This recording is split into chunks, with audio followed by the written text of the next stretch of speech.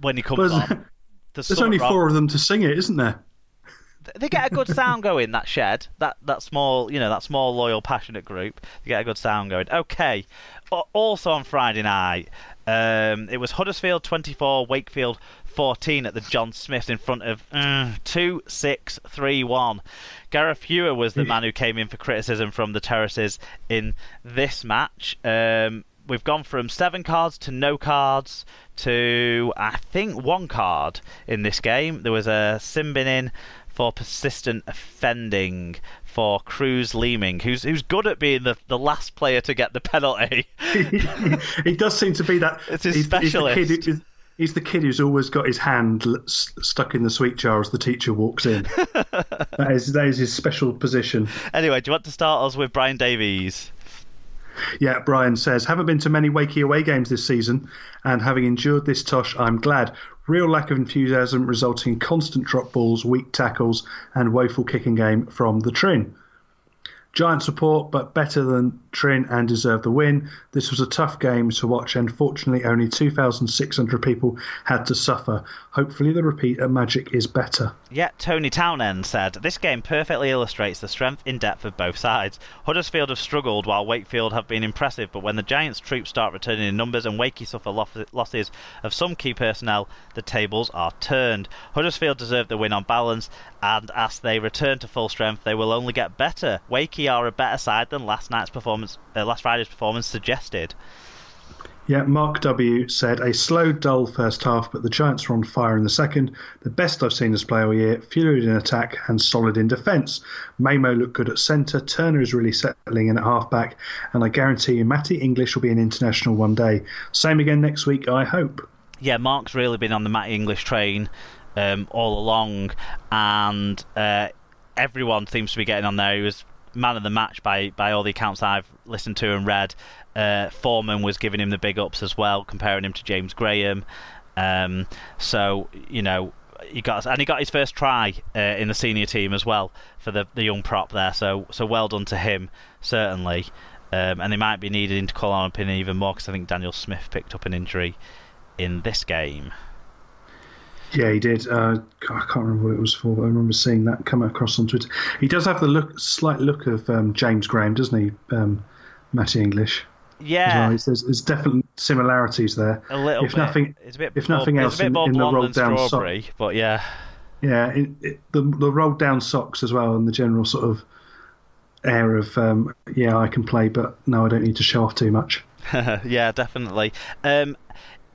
It looks like Trinity didn't take their chances when they had them really, and Huddersfield took advantage of that. Jordan Turner, when I've seen him play in the halves for Huddersfield, has been a much better influence on the side than any of the other players who played in the halves this year have seemed to be, including Danny Brough. So that's probably going to continue. And Jerry's back, so that's a positive for them. Yeah, that's always good. Okay. Friday's other game was, in the end, one of the most exciting and also hugely controversial games. The man suffering the controversy... I've just seen a tweet come through from Alan Walker that says I'm seriously pissed off with recruitment. That underlines the point about him not being happy about Sam Tompkins signing Catalan. Sorry, the other game on Friday night... Greg Dolan, is it, the referee, who's come under a little bit of scrutiny from Dennis Betts in this one. Widnes 20 leads 23. It was 11-4 to the visitors at half-time in front of a frankly awful 1,865. Is it? Do they price cup games particularly badly or something? Because that's the second home game in a row where they've had a very small crowd for a Challenge Cup game, because obviously the Coventry game was poorly attended as well. I have a feeling that it's... I don't know what the pricing structure is, but they had 15 quid tickets for the Cov game, didn't they? So that's a 5-ish, I guess, reduction on normal, but you don't get it in your season ticket, of course.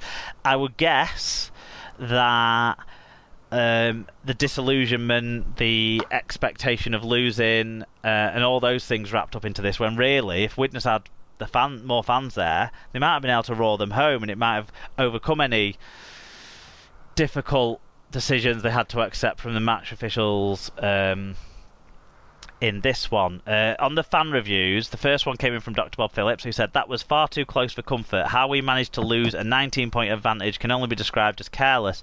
There was a period of sustained and impressive attack, but hopeless defence at times, and last gasp tackles where a better line should have been applied."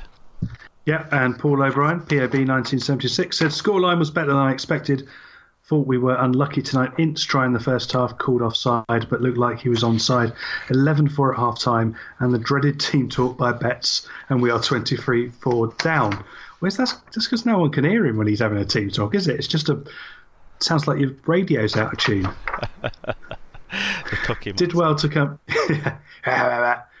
Did well to come back, but an easy conversion missed, and then a penalty was in kicking distance, and we could have won it. Need to work on our kicking game, but proud of the team tonight. I think it's that story with Widnes and home games. It's the same. The conversation me and Paul had about this game afterwards was the same as the conversation we had about the Wigan Widnes game a few weeks ago. Apart from we've added ref's fault thrown in this time. Not from Paul. Sorry, but there was the decisions to talk about, let's say. Now, with the scoreline being as close as it was, and that video footage emerging of because the Challenge Cup Twitter feed wanted to celebrate the great skills that the young returning Jack Walker showed in the build-up to Tom Briscoe's try, but unfortunately they didn't edit it quite enough to avoid the outrage of Mullally being offside. Now, I thought it might have been a charge down, but I think the ball did take the man on closer inspection, because if it had been charged down, all bets were off, and it would have been fine. And I don't know that the referees ruled it a charge down either, and maybe you could have understood that wrong application a little bit more than the offside wrong application potentially on that particular try. I've not seen any of the other contentious moments, but it does seem like there was an offside call that was harshly ruled against Widnes in the build-up to a try as well. And looking at the scoreboard, you could say that those decisions were vital, though those decisions I believe were in the first half, so there was plenty of time to fix things up, and really Widnes's dire start, first 10 minutes or so out of the sheds, is as much to blame, and the fact that they couldn't get any attack and creativity really going in the first half is probably as much to blame as anything else, because we don't know how it would have been panned out if those decisions had gone differently. Leeds may have still found ways to score some points, potentially. Yeah, another sin binning in this game for Ashton Golding for persistent fouling. It came on a breakaway when he pulled off a really good covering tackle on Reece Hambry, but held down too long to try and let his team back in it. But Leeds went through that period and didn't concede, and that is part of the point about if Widnes' attack would have been better in the first half, would have shown anything at all creative-wise, they wouldn't have been in this predicament where they're having to question a refereeing decision on Aaron Jeremiah in the last few minutes that we haven't seen a clear enough... Well, I haven't seen a replay at all. I'm not sure a clear enough replay exists or not. If someone wants to shoot that our way, that'd be cool, and I'd love to see. But these decisions can go for and against you, and it sounds like they had a great load of pressure, doesn't it? I listened to the last 10 minutes on the radio after the Salford game had finished, and it did sound really exciting, and I was rooting for Widnes because it felt like the momentum was behind them, but they went into touch a couple of times as well as the Jeremiah fumble over the line, so disappointing for them there. Yeah. Anything more on this game? Not for me. No, okie doke. So, moving on then. Yeah, Saturday afternoon. The TV game on Saturday, which has only drawn 3 fan reviews when everyone should go. I don't know. Saturday games are supposed to be the future, but I'm sure there was a big audience watching, but then enjoyed the sunshine and forgot to send in the match reviews. 5,342 watched St Helens dispatch Castleford 36-18. It was 12-0 at half-time. James Child was the referee, but fortunately for him, there wasn't really much controversy at all in this one. And we start with Fat Boy Rob, Tim. Yep, Fatboy Rob says, "What a gutless way to go out the cup without a whimper.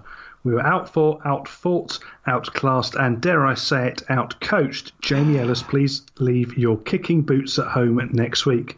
Well, I think he did this week, didn't he? His goal kicking wasn't a huge concern. It was his He was 3 from 3 with the boot. One of them was a beautiful one from out wide. It was in play, yeah. St David's said, Cass Pack were brutal. Happy birthday, happy 80th to David's dad, who celebrated that over the weekend as well, we should say. Extended SLP family always deserves a shout-out for something like that. Yeah, happy birthday. Cass Pack were brutal in the first half, but lacked the nous in the halves to threaten the line. Saints, on the other hand, Barber was impressive throughout, and as the Saints pack started to gain the upper hand, he took the game away from Cass. Bring on the magic. Cutthroat Jake said, it was great watching a world-class player like Ben Barber take apart Cass. Barber is the best fullback we've had in Super League since Superman Brent Webb. Quarterback Brent Webb. Quarterback. No player in the history of Super League has thrown more forward passes and got away with them than Brent Webb.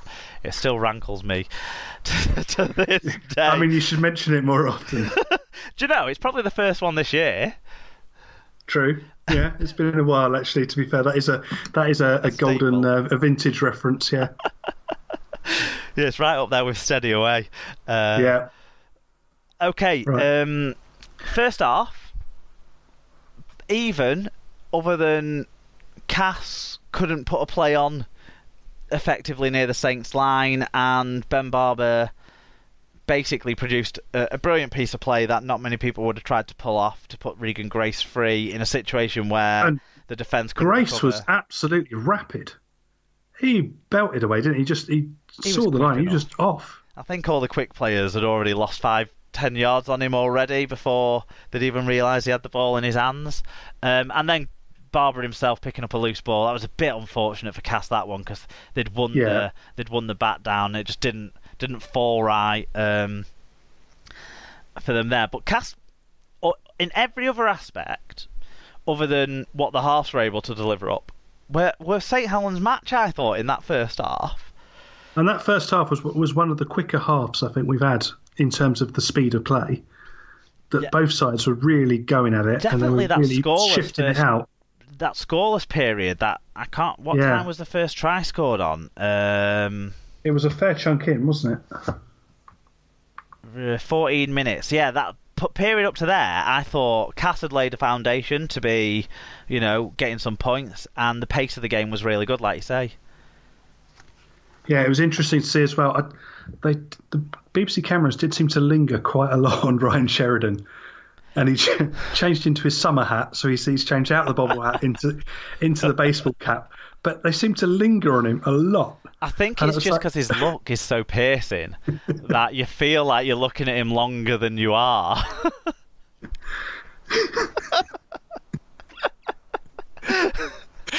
I'd love to know what is he seeing in his mind's eye that is making him look like that. If old Dad was here, it'd just be an hour of Ryan Sheridan staring conversation, wouldn't it? But in the second half, obviously, Cass did show a little bit more in attack, with Truman taking over the playmaking responsibilities primarily and looking good. He showed as a halfback. He did, yeah. The fullback problem still needs to be solved because this kid's a halfback. Yeah, and he definitely is, and he was bossing it out, but also he wasn't afraid to go himself as well. He did dart through a couple of times, and the way he went for his try was brilliant, wasn't it? And it was really refreshing to see Richardson doing something similar as well on the other side of the field, and two young English halfbacks full of confidence. And being allowed to do it by their side, not being constrained by the way their side was playing, to take that out of them, which we've seen with some younger halfbacks. They've been told that's your role, stick in it. They were just being given the license to you go and be you. Yeah, exactly. I mean, I don't have loads more to talk about, because then the last 20 minutes I did feel like it was that's when it felt done.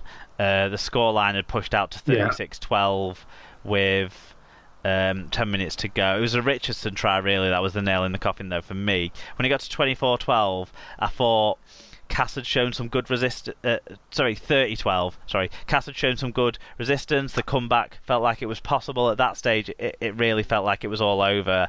And it became less exciting to watch. Although McMeekin showed a good burst of speed for that try at the end. I just think Ben Barber was a cut above, and he obviously grabbed his hat trick and keeps going strong. Had over 200 metres in the game. One of the few games where I did see some stats from this week, and